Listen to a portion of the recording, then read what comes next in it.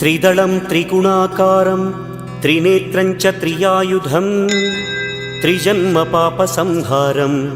एकबिल्वं शिवार्पणम् त्रिशाखैः बिल्वपत्रैश्च अच्छिद्रैः कोमलैः शुभैः तव पूजां करिष्यामि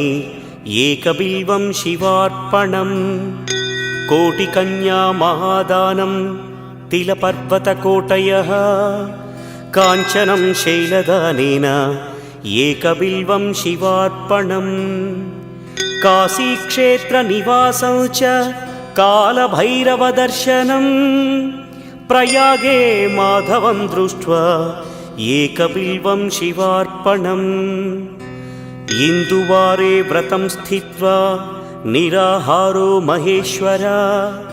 नक्तं हौष्यामि देवेश एकबिल्वं